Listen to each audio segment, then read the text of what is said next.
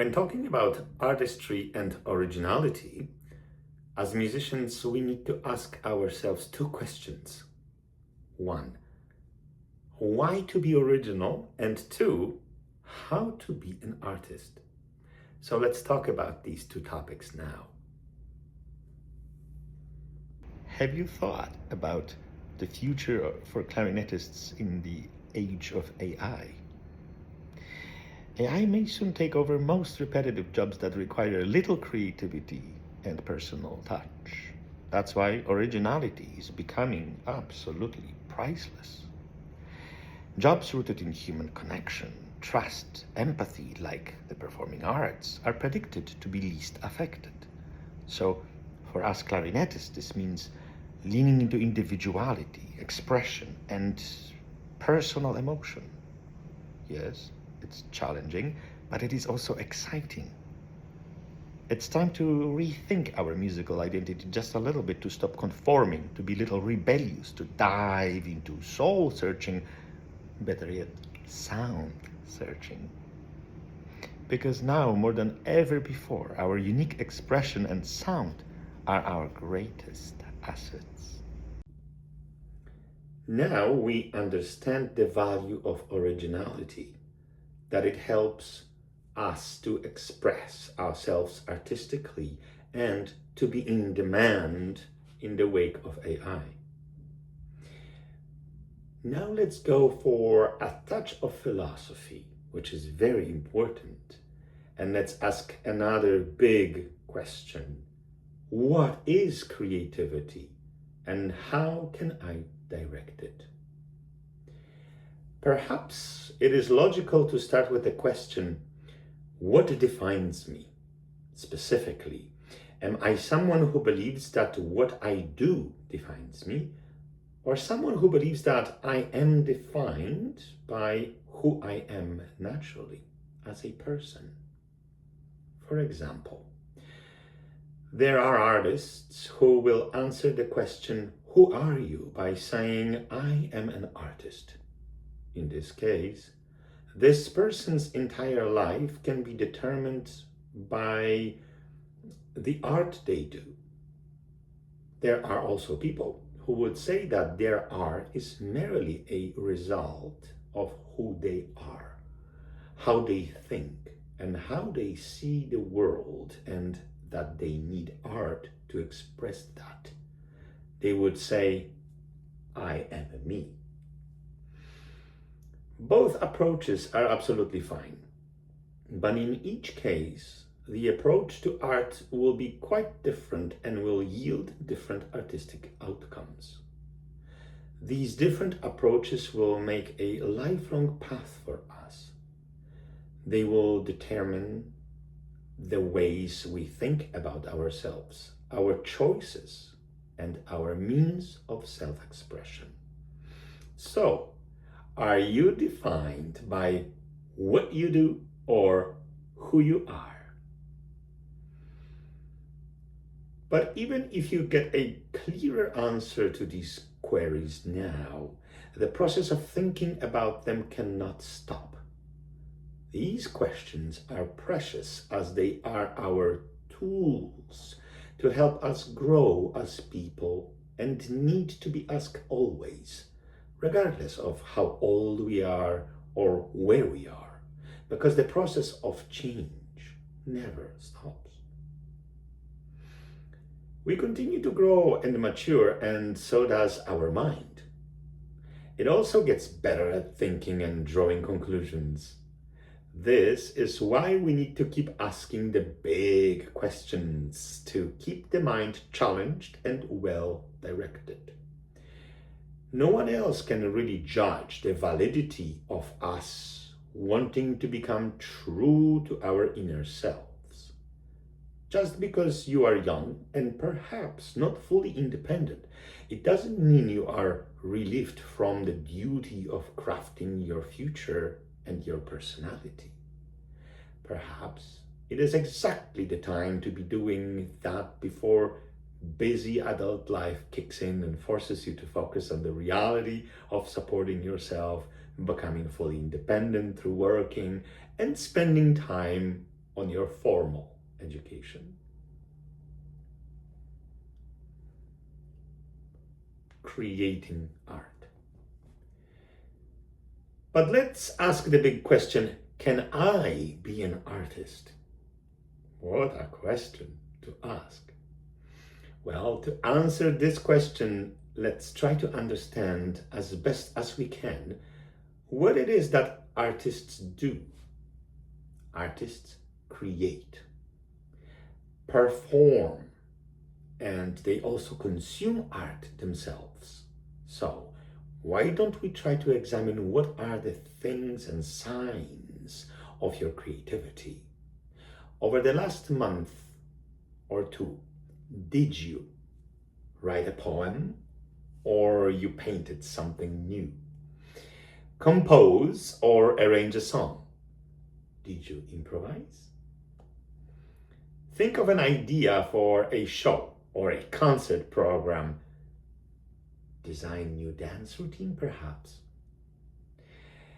It is safe to say that if you are unable to go a month without creating anything, you have that artistic drive within you. And this is very important in your own self-evaluation of your artistic abilities and pursuits. Creator. Let's talk about different types of artists. It is a good moment to say a few words about a person who is an art creator, a poet, a composer, a choreographer, painter, etc., etc. One of the most desired characteristics of that person is to be inspired and to inspire others.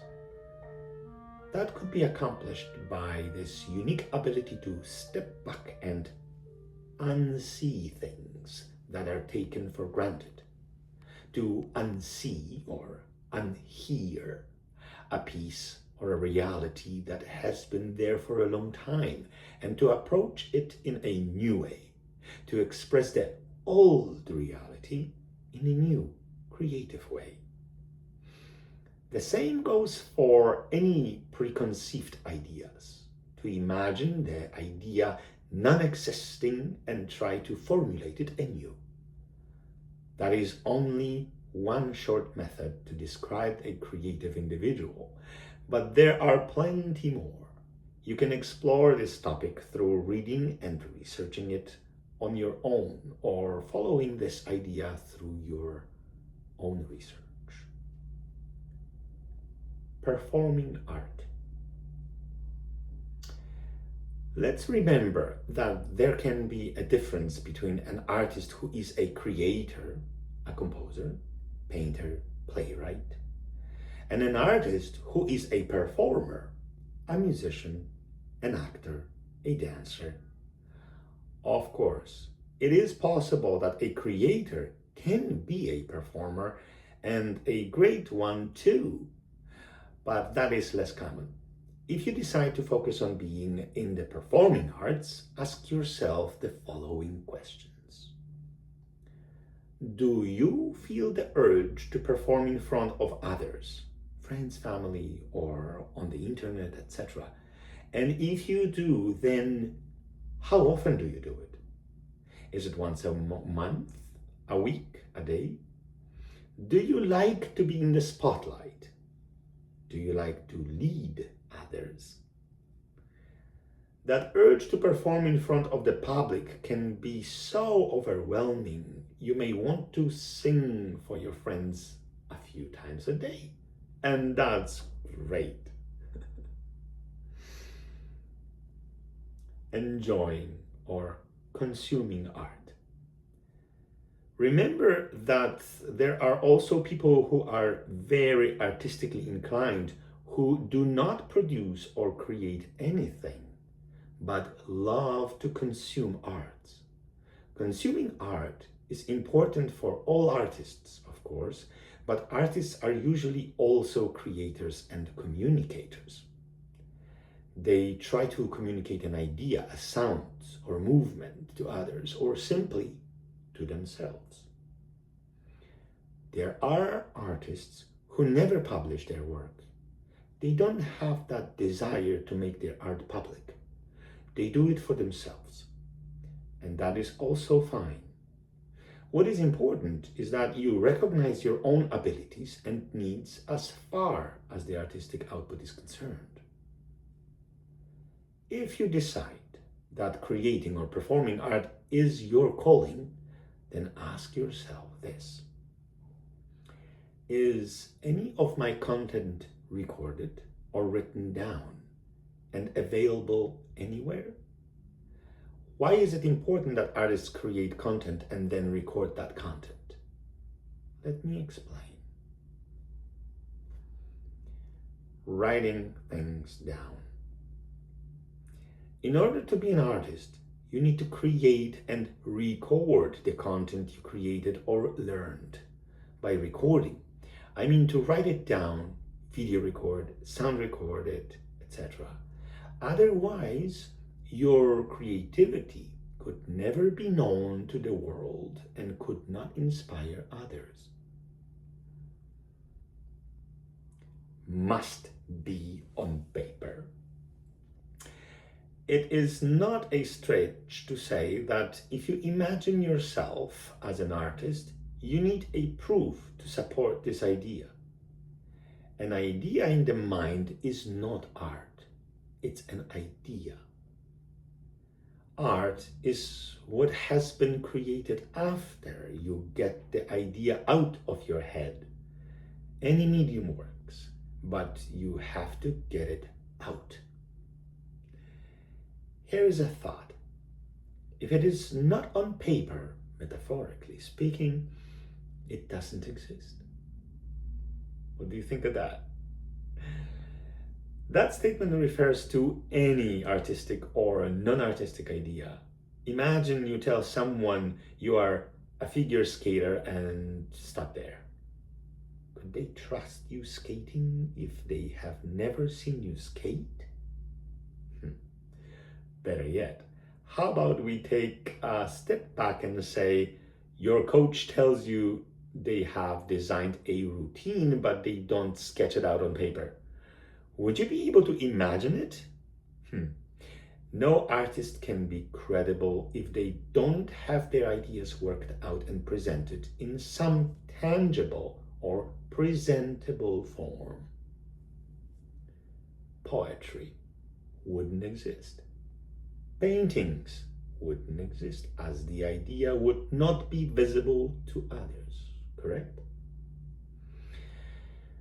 No theater play would be there, no novels, no movies of any sort.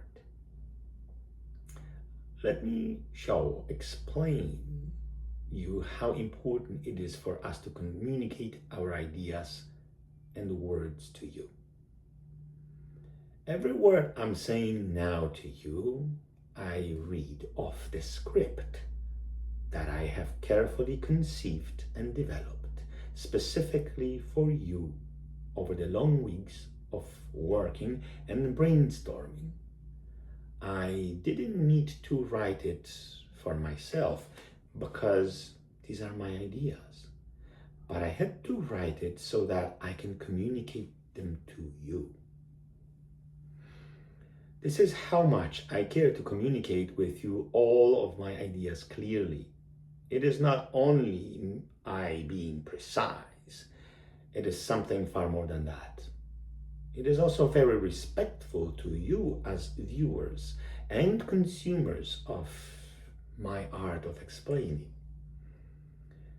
The same principles go for any kind of artistic expression. And what about improvisation? Some of you may ask. Where is the freedom of some on-the-spot creativity? Well, one does not exclude the other. In fact, one supports the other quite well. If you have just a few ideas, then there is not much need for working them out carefully on paper. But if you are a very prolific and creative type of an artist, then you sketch them out, catch them to further develop on stage or on screen. And even improvisation must be thoroughly practiced. To be good at improvising art, you have to create a lot of improvised art very deliberately and regularly. And improvisation usually has many constraints that help the improvisers, like in jazz, to say in style. The most careful composers and creators are deeply involved with laying their ideas out properly on paper, as they want their ideas to be understood. So, can I be an artist without having anything on paper to prove it? No, I cannot. Not really. It is a good moment now to ask yourself, what's in my drawer that proves I am an artist? That could be the first step to go about figuring out what being an artist is about. But how about if I am an artist who performs but doesn't want to create anything completely anew? Well, that might be the case with performing artists. They don't always conceive or design their performances, but are good at performing others' compositions, which is called interpretation. And that is also a very powerful artistic expression. But what is your proof of your artistic identity? Do you have a video clip or a recording of your musical performance to show me? Of course, non-recorded arts cannot be monetized. And that would imply that one could not really be able to become a professional artist.